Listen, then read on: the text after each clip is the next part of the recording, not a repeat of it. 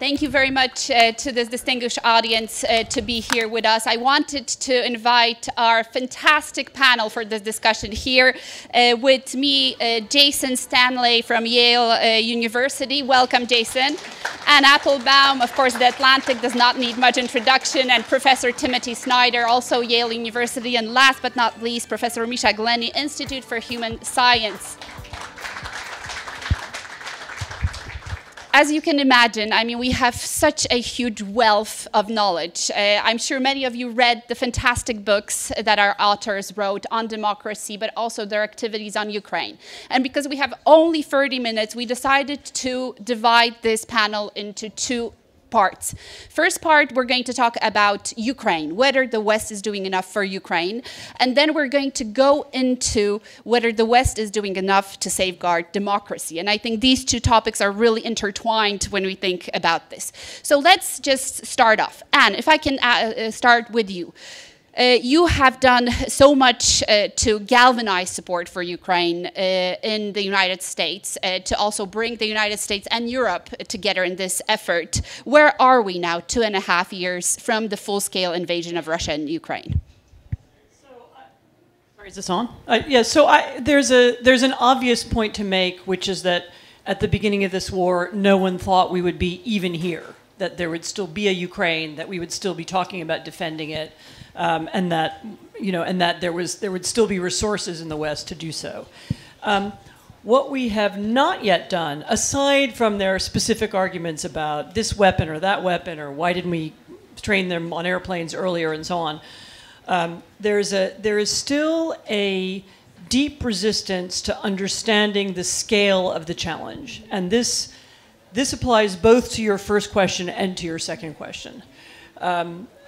We are now facing not just a resurgent Russia, but really a network of autocracies. Iran, who gives drones to Russia and who is running its own campaign via proxies in the Middle East. China, which is also enabling Russia through oil and gas purchases, through sales of electronics. North Korea, which is providing ammunition, but also a network of other countries around the world who see in this war and see in the support for it a chance to undermine not just Western or rather the democratic world's political power, but also its values. So one of the reasons that Putin invaded was to show that he can do whatever he wants. He doesn't have to worry about some kind of European rules about borders. He doesn't have to worry about the UN Charter. He doesn't have to worry about human rights laws. He doesn't care at all, and he can show that he violates everything. He can set up concentration camps. He can deport children. He can kill people at random, and no one can stop him. And there are a lot of other countries and leaders around the world who are watching him do that and waiting to see whether he will get away with it. And if we fail to stop him, then others will draw lessons. And I don't think that the scale of the challenge is yet appreciated anywhere. I mean, you can find individual people who understand it. There are some Americans who do. There are some Europeans who do. President Macron in the last few weeks and months has sounded like he now understands it.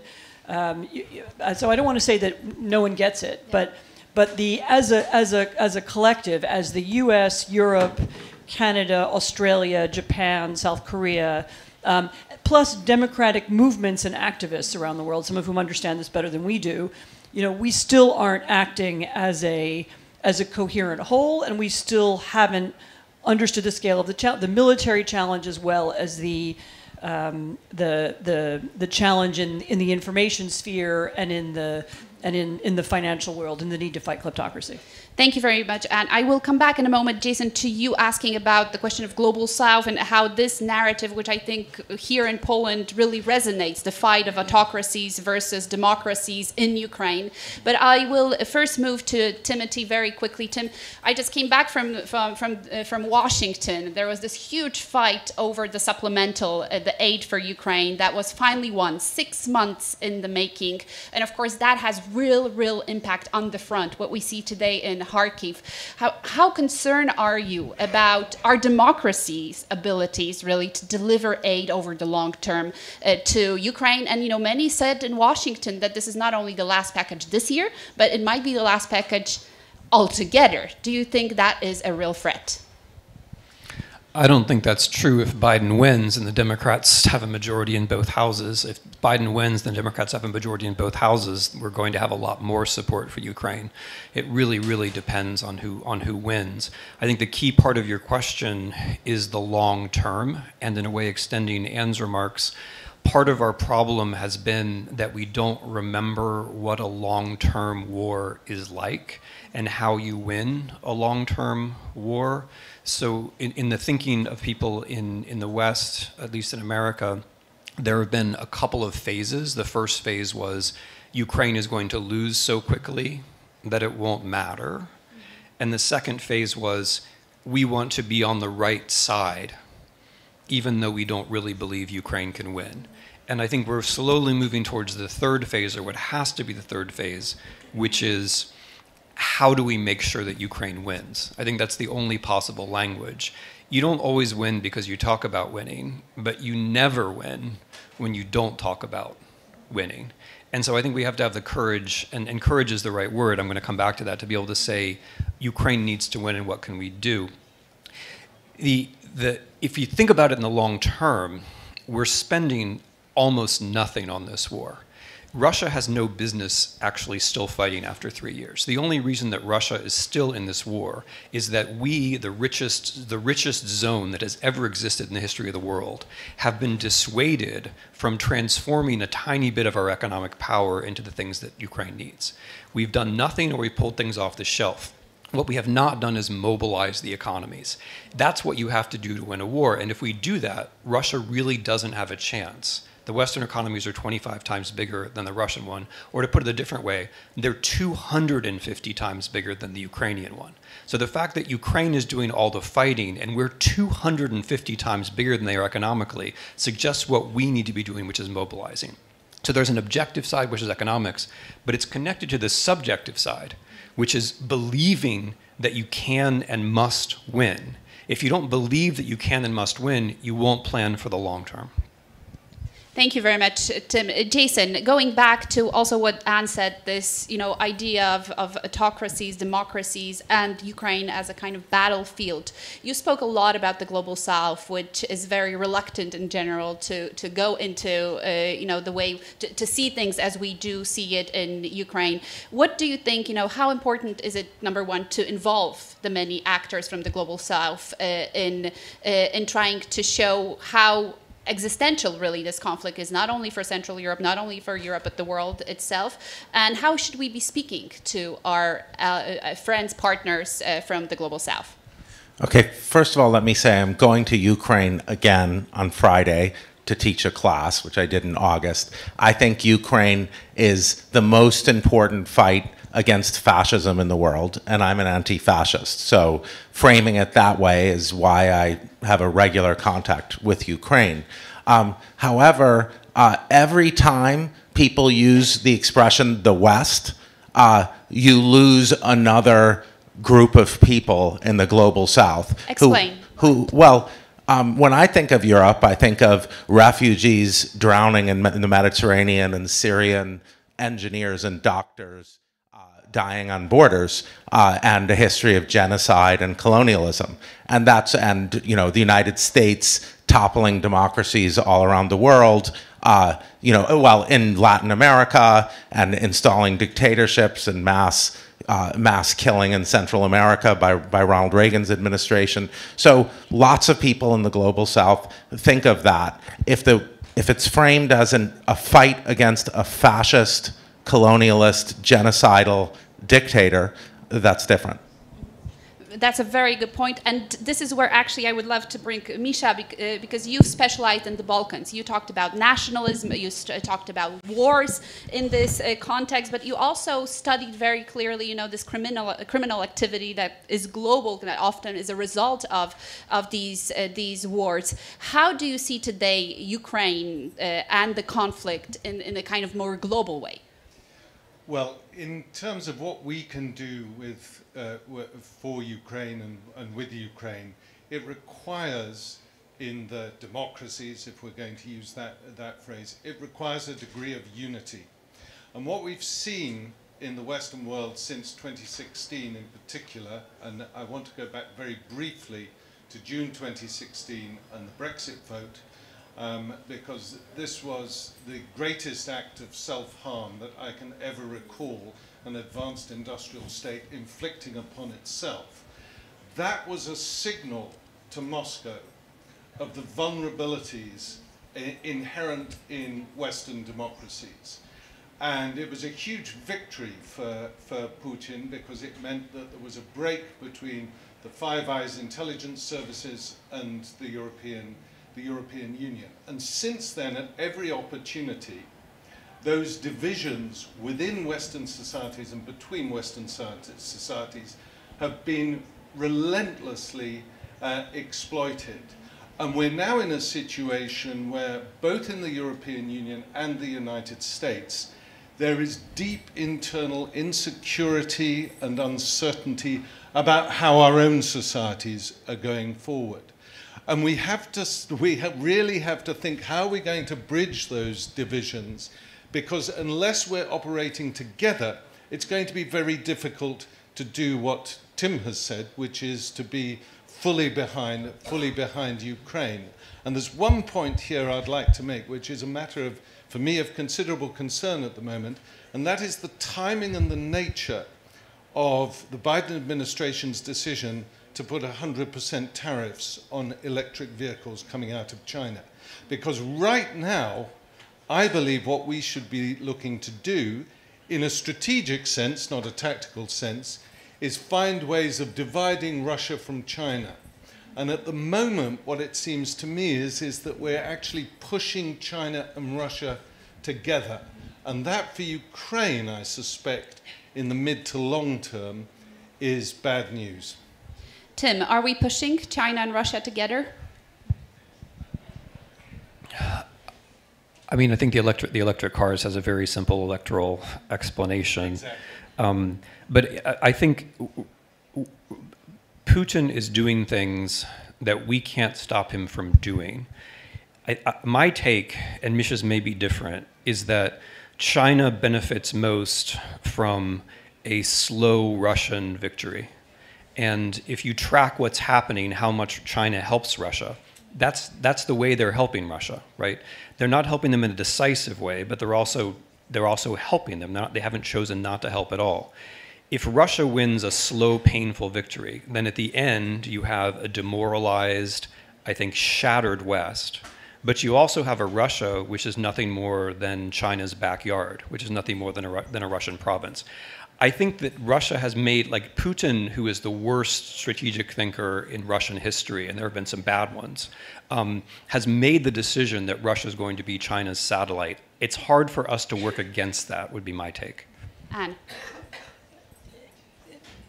I mean, the difficulty with trying to push apart Russia and China, which I accept makes sense from a way of thinking strategically, is that I don't think over the last decade we've paid enough attention to the ways in which they now have one thing in common ideologically. And they both say so and have said so in various documents and statements, and that is their dislike of us, democracies, people who believe in the rule of law, transparency. It's actually a doctrine of the Chinese party. There was a famous document that circulated in 2013, just as Xi Jinping was rising to power, which has the wonderful name of document number 9. And it lists something like the 7 perils to the Chinese Communist Party, and number 1 on the list is Western constitutional democracy. Also on the list is civil society. Another thing on the list is free press, and so on. So the Chinese Communist leadership sees those ideas and those values as a direct threat to their form of power, their one-party state, their untransparent control of the economy, and so on. And of course, Russia has the same, Putin rather, has the same view. You know, he's understood democratic activism and democratic language as a personal threat to him and to his form of leadership for 2 decades now. And this is the thing that they share. They don't share a lot of other things. They have a lot of differences. They have some probably border conflicts in the future. The Chinese have apparently started calling bits of eastern Russia, the Pacific coast of Russia, by their old Chinese names. So that's not a good sign for Russia for the future. So there's plenty of things they'll have that they won't agree on. But they do agree on this. And I'm not sure at the moment, under these two leaders, whether we can change that. Thank you, Anne. And Jason, very shortly, because we have 2 things more to discuss, please. Right, this relates to the question. I think that countries like the United States are not helping because they're feeding into Putin's propaganda. They're supporting a genocide in Gaza, which Putin talks about. The United States has the largest prison system in the world. As long as this hypocrisy continues, it feeds the narrative that democratic values and concepts are hypocritical and empty. I want to go back into kind of dwelling what is wrong with our democracies. How can we safeguard them? But before I do, I want to have just one question to you, because that's in the mind, I think, of all of us. We're just ahead a few months of the American elections. Tim says, well, if that Biden administration wins, then of course the aid will continue.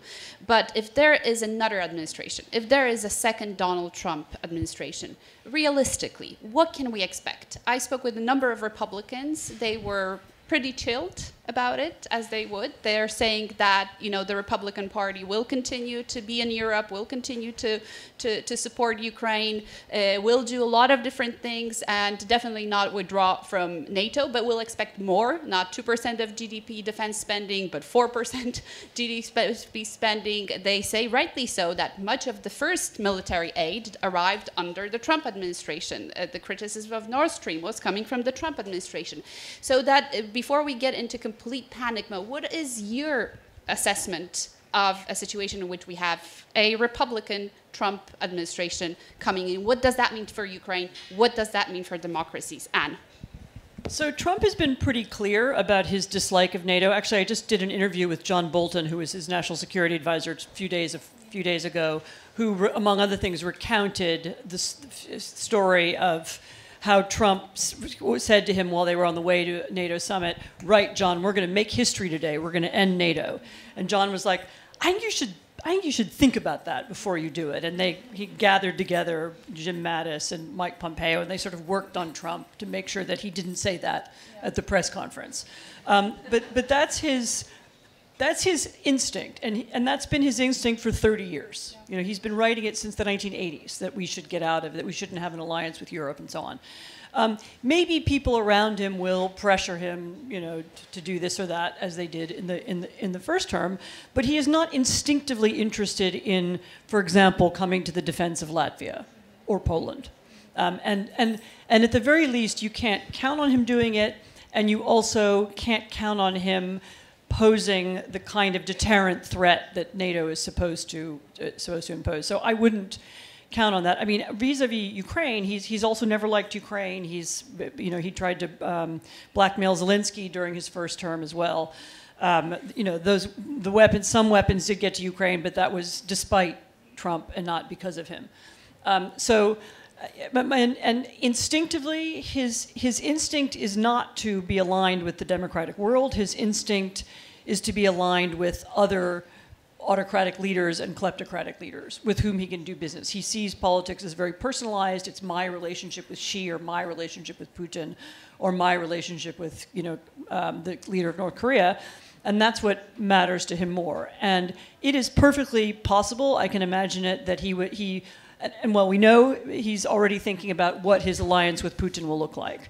And so I hope that Europeans are prepared for something very different. Again, because Trump himself is, his mind is clearly deteriorating. I mean, you can see it from between now and 4 years ago.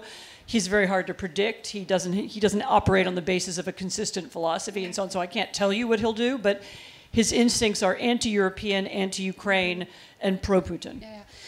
Tim and then Misha, but also if you could refer to the fact, do you think that it's possible for Europe to really align in a way that there's not going to be a rule divide, as I already saw in Washington, you know, the Poles are good, the French are not, you know, this type of discussions happening among some of the Republican establishment. Tim, please. Well, I think grosso modo, the level of strategic discussion in Europe has only gotten better over the course of the last 18 months, and I find that very encouraging. And I agree, of course, with Anne that if you're not planning for a future without Trump, if you're not planning for a Trump future, then you're not thinking strategically at all. But more and more people are. I wanted to caution that I think the question in a way is too abstract. If Trump wins, the problem isn't going to be our foreign policy. We're not going to have a foreign policy. If Trump wins, the problem is going to be civil disturbance in the United States for the first 6 months of 2025 and a concurrent Russian offensive, obviously, to take advantage of that. So I don't really think we have to, I mean, I agree with everything Anne said, but in a way, I don't think it even really rises to that level because if Trump wins, Americans are going to be doing nothing but America in a bad way for months and months and months. And that's a scenario you have to plan for. And this is a 50-50 scenario. So to you, Misha, is Europe, including the UK, ready to step in? I agree with both Anne and Tim on this, that the issue in the United States is going to be a domestic issue if Trump wins. This time, maybe not him, because he is losing his mind steadily, but his team is determined not to make the mistakes that were made during the Trump administration through indolence and sheer incompetence.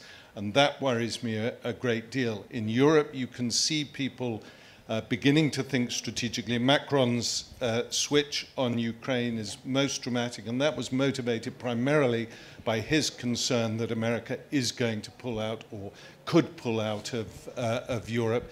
And this is why it's so important that the European Union starts to improve its strategic thinking and not allow outliers like Orban or Fico in Slovakia to completely disable our strategy towards Ukraine and our strategy towards the development of democracy inside Europe. And the UK? Where does the UK find itself in all this? Well, in a very weird position because the Conservative Party, the populists who pushed Brexit, made the key mistake of actually positing an achievable goal as populists, Brexit. They succeeded, and the consequences are there for all to see. And so it has destroyed the Conservative Party. Whereas if you look at Orban, what he was doing was disabling the mechanisms of democracy and accountability before he put himself up for re-election. And Starmer is in a position, so we are going to have a Labour administration. It is going to be fundamentally pro-American, but he's in a position where he's not allowed to talk about the elephant in the room, Brexit, the need for the United Kingdom to come back in the single market. And although it will be solid on issues of security and defence, it's actually exposed the Labour Party doesn't really know what it ought to do. It has not been preparing its relationships with Europe sufficiently. You do not see Starmer or Lamy, his putative foreign minister, going around the European capital saying, how do we sort this out? And so I'm worried that it will take 6 months to a year before we see the UK as a coherent player within Europe again. Thank you very much, Misha. And my last question to all of you, because the abundance here of knowledge on democracy and how it works, how it functions, and what doesn't function on this stage is just incredible. So and we have 6 minutes, which means 1.5 minutes per person at this point. If you were to tell this audience one thing that we could fix in our democracies, one single thing that would make a difference, a real difference, what would that be? Jason, starting with you. Stop being hypocritical. U.S. presidents emerge from the presidency as oligarchs. The Clintons are worth over $100 million. The Obamas close to that. Stop being hypocritical. Adhere to the values that you claim to adhere to. And then the people who say countries that call themselves democracies are hypocritical. we'll have more problems. Thank you. That's probably the hardest thing to do as a human being. So your question reminds me, after John Paul II died, there was an American television producer who had a couple of priests on his program from the Vatican, and he said to them, I'll never forget it, he said, "Do you think he's with Jesus? You have 30 seconds. That's easy. Yes, of course. So I would do two things. I would put an end to international kleptocracy. I would refocus the democratic world on eliminating tax havens, on ending anonymous companies and anonymous trusts. I would shut down that whole world, which enriches not just the Russians and the Chinese, but dictatorships and criminals all over the world. I would end that kind of anonymity. And the second thing I would do is regulate social media, by which I don't mean censorship, I mean regulate the algorithms. And that's a very long conversation, which we don't have time for in 30 seconds. But I know there's other stages that talk about this, so very important. Tim. Okay, I've clearly been hanging out with Anne Applebaum for too long. Because those were exactly my two. And I want to take the opportunity to recommend Anne's new book, which has the beautiful title of Autocracy, Inc., which I think makes of Anne our leading Marxist thinker, which is something I've always wanted to say. I think, but on a serious point, I'm going to make Anne's points in slightly different ways. On a serious point, we have to do away with the idiotic nonsense that capitalism brings about democracy. It's just not true. Capitalism brings about capitalism, and democracy brings about democracy. And democracy brings about a better form of capitalism if you actually have democracy. But if you think capitalism is going to do the work for you, you're going to end up not having democracy. And here I'll use Jason's word. You're very likely to end up with fascism if you just let it go. Because what it will do is it will take over your value set. It will tell you don't really need to have values, that the whole thing is mechanical. Problems are going to solve themselves. Freedom is just a matter of a free market and not of free people. It will take over your language and the way that you think. And at the end of the day, the democracy becomes an empty shell in your mind, and then it becomes an empty shell in reality. So the things that Anne said technically are incredibly important, because the powers that want to destroy democracy, whether they're in Beijing or Moscow or whether they're in New Jersey, it doesn't matter. They're all using the same tools to weaponize inequalities of wealth. And I would also just say that in general, inequalities of wealth are a terrible problem, partly because they also get weaponized in social media. So one of the reasons one has to regulate social media is that social media becomes, and Elon Musk is just the most egregious and cartoonish example of this, it becomes a way for inequalities of wealth to become inequalities of spectacle. And if you have inequalities of spectacle, then you're back in the world which the ancient Greeks said you're going to have with democracy. It's all going to be about propaganda. People are going to be fooled all the time. They're not going to know their own interests. And we have allowed social media to become that thing. And if we want democracy, we're going to have to change that. Thank you, Tim. And Misha, the last word is yours. Well, let me back up what both Anne and Tim said. I would say those 3 points are absolutely critical. The issue about social media in particular is one we need to work on very, very quickly. But finally, I would say in terms of the European Union and where we are at the moment, we're about to have parliamentary elections to the European Parliament, and they are unlikely to be very encouraging. But we have to get back to a stage where we look at what are the values, not of Europe, but of the European Union. And that means that if people are violating the principles of the rule of law and democracy, they have to be sanctioned. It is intolerable that a country the size of Hungary can scupper really significant strategic issues for Europe, and for Brussels and the other member states just to sit back and say, well, that's the way it works. It can't work like that for much longer. Otherwise, the European Union won't exist. Thank you very much. What an incredible, disciplined panel. A huge round of applause.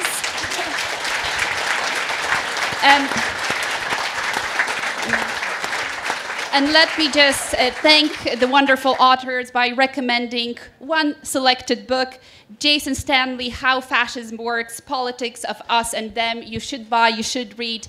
And Applebaum, Twilight of Democracy, The Seductive Lure of Authoritarianism, but also the new book that Tim just mentioned. Timothy Snyder, of course, The Road to Unfreedom, and Misha, McMafia, Global Criminal Underworld. Exactly. Please read, buy, and really dwell into the incredible discussions on democracy and the future of democracy. Again, big thank you to our authors. Thank you.